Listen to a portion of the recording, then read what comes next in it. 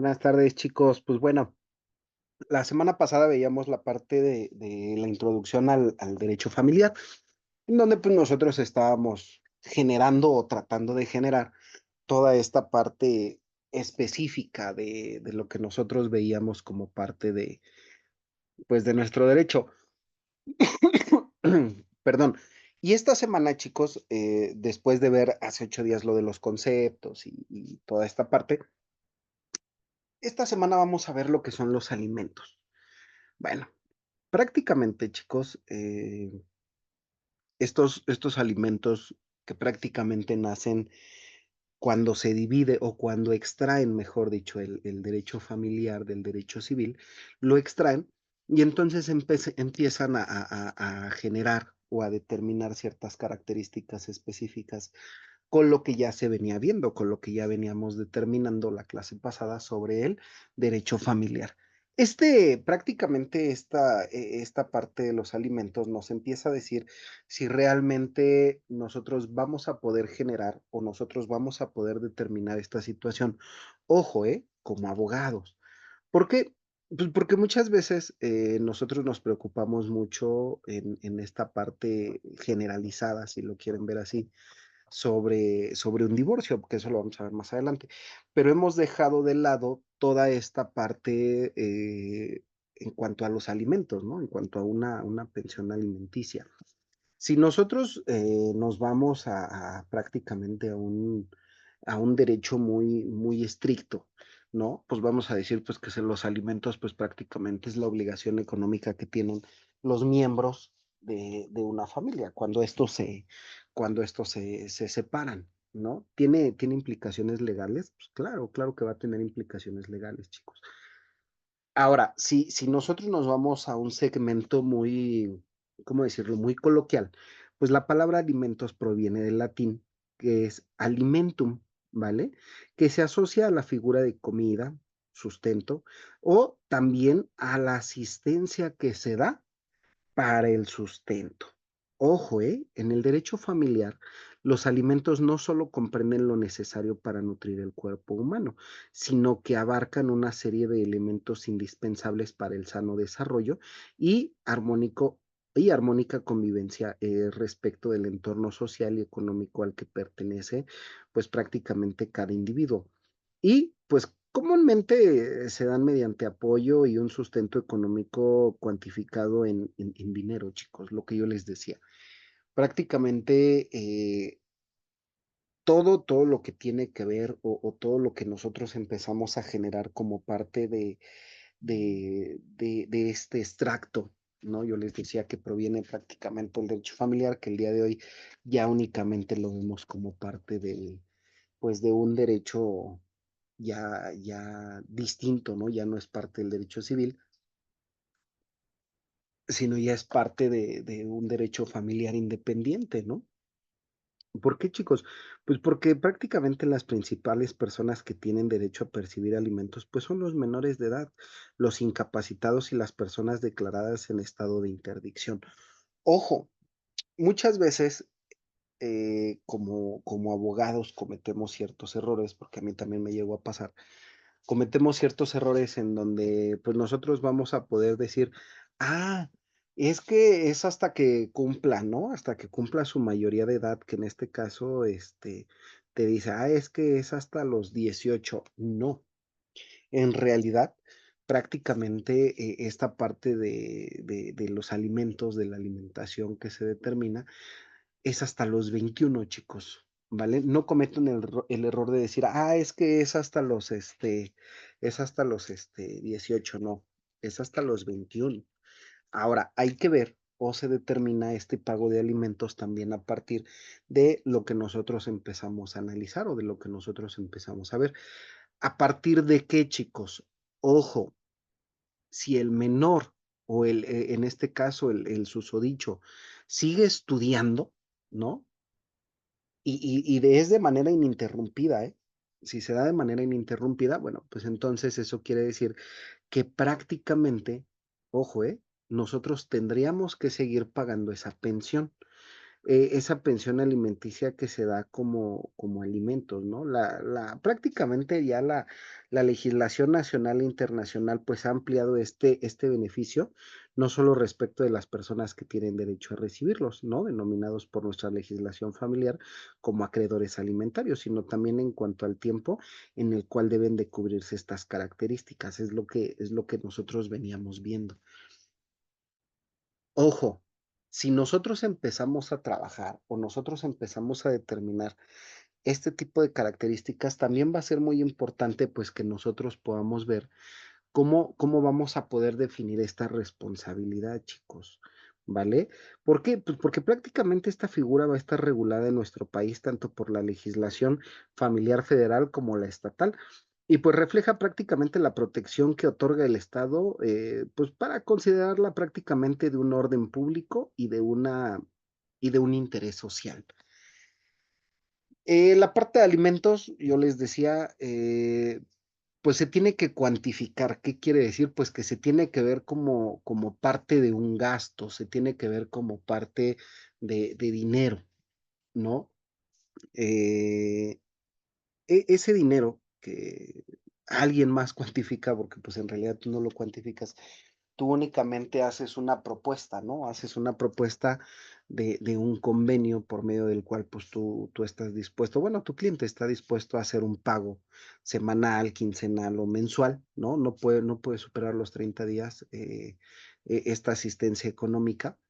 ¿Por qué? Pues porque prácticamente después de 30 días se determina como algo insuficiente, ¿vale?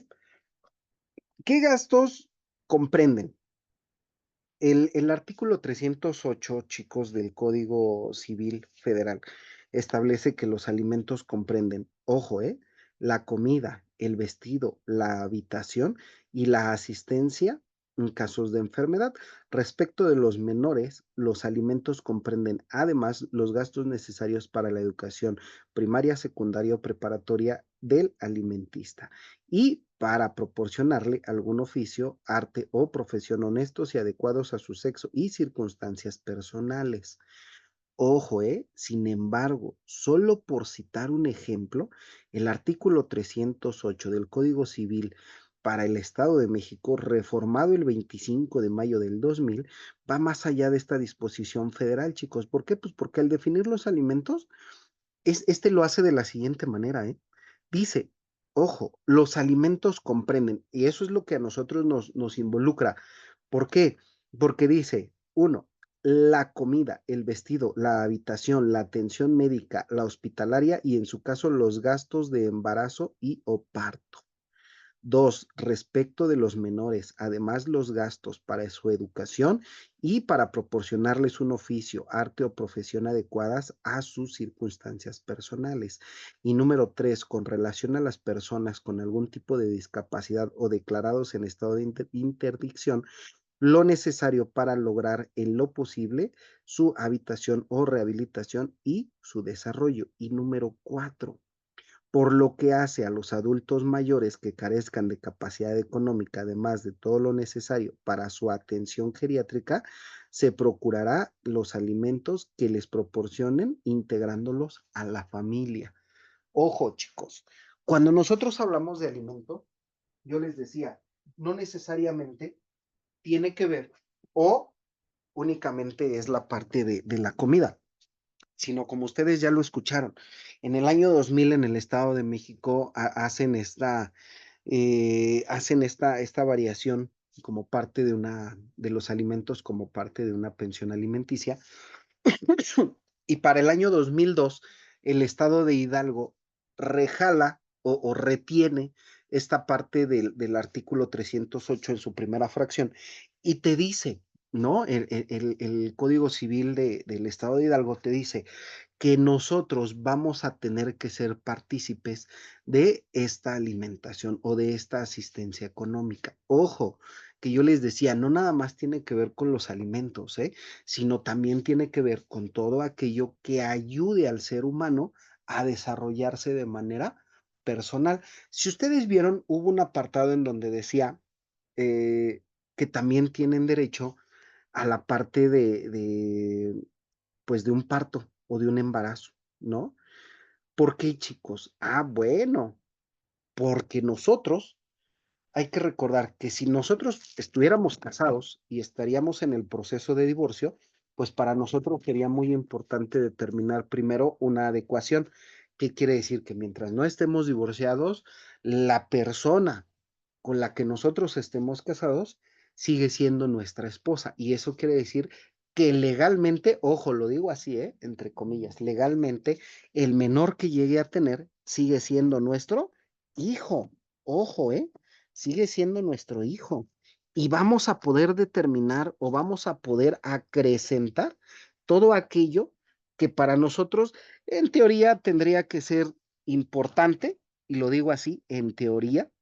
¿Por qué? Pues porque muchas veces nosotros ni siquiera le tomamos importancia a eso. Ojo, nosotros como abogados, ¿eh? Pero ¿qué va a pasar? Imagínense que sale embarazada.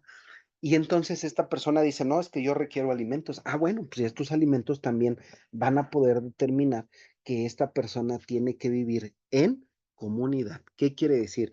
Bueno, pues que esta persona tiene que recibir o tendría que recibir una parte, si no esencial, por lo menos formal, para poder cubrir ese embarazo.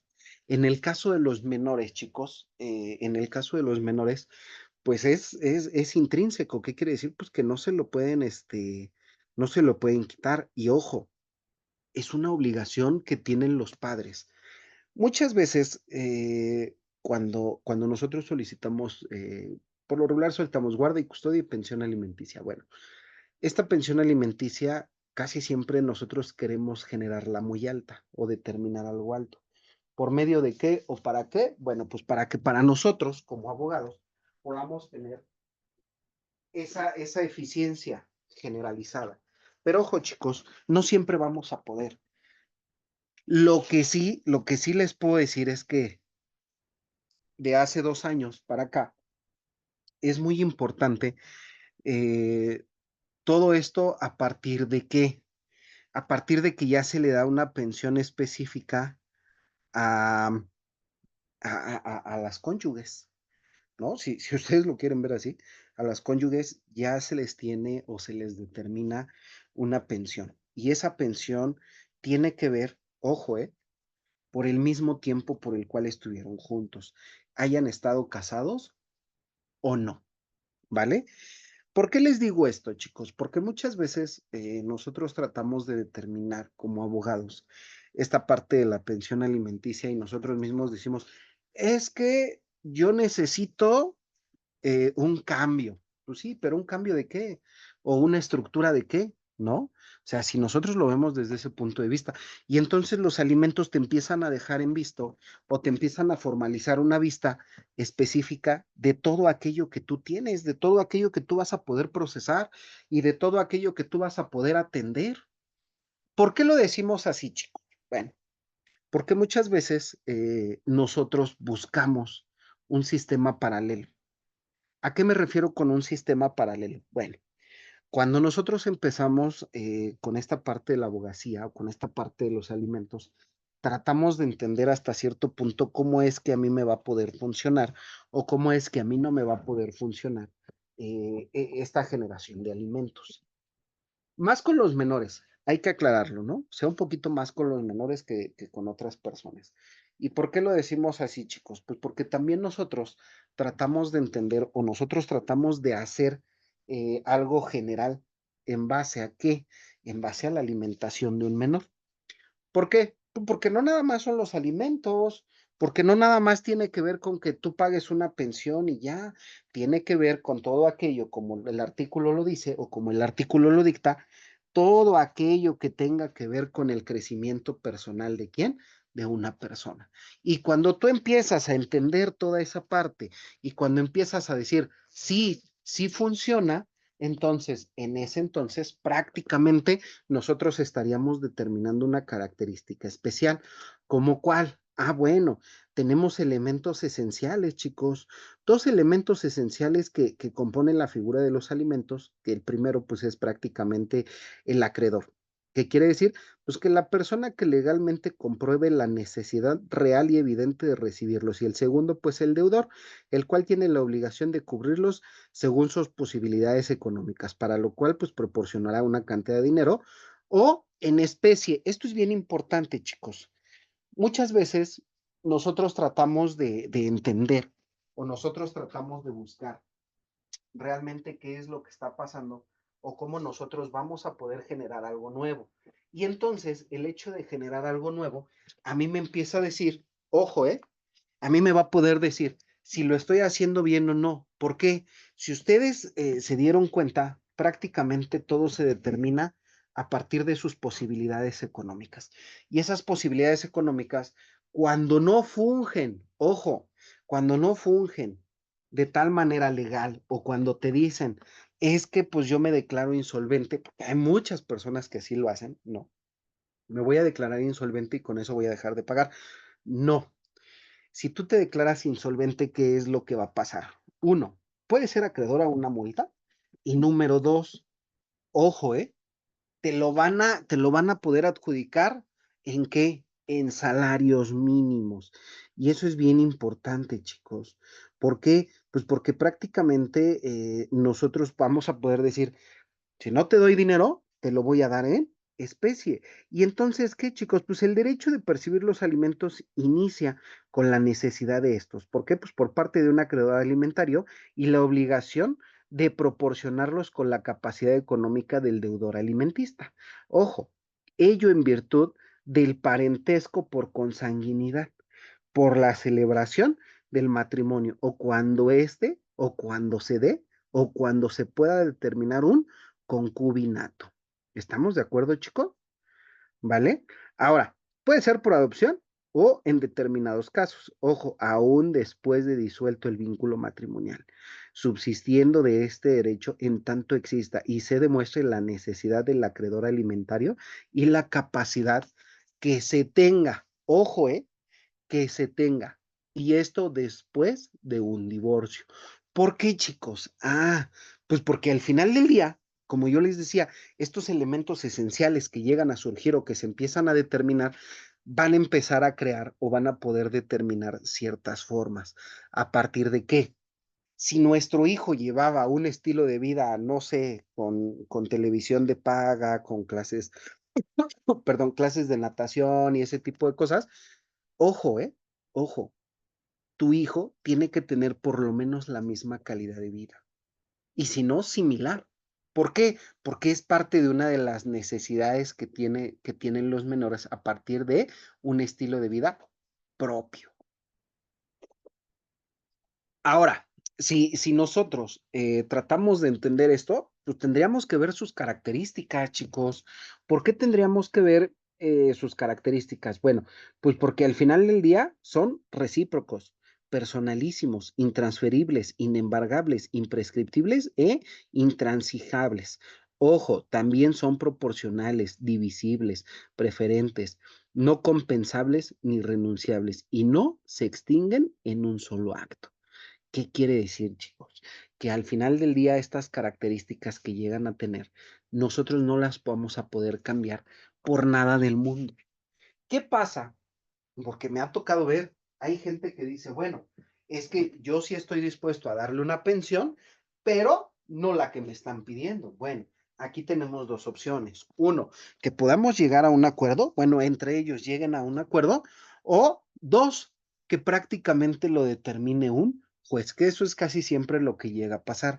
¿Qué pasa si lo determina un juez? Bueno, pues entonces aquí sí, esas características empiezan a hacer un poquito de ruido.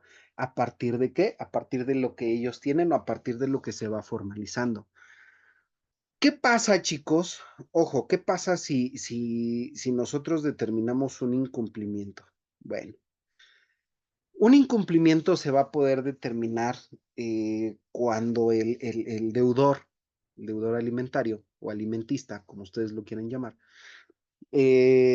no paga, ¿vale? Si este cuate, el deudor alimentista, no paga, es muy importante que nosotros o que las otras personas lo notifiquen mediante un oficio. ¿Qué pasa? Una vez que se haya notificado por medio de un oficio, se va a poder encontrar o se va a poder determinar qué características se cumplen con ellos, ¿vale? Una vez que nosotros lo podamos ver, va a proceder de la siguiente manera. Uno, se puede buscar en una base de datos para proceder a una detención. Ojo, número dos, se puede buscar, y eso es lo que yo casi siempre recomiendo, se busca que se dé un plano formal. ¿Para qué? Para poder hacer la solicitud de un embargo como parte de una consecuencia de incumplimiento. Ahora vámonos a los extremos. Parte de un extremo te dice que cada uno de nosotros va a poder decir si realmente lo quieres hacer o lo quieres llevar a cabo. ¿Por medio de qué?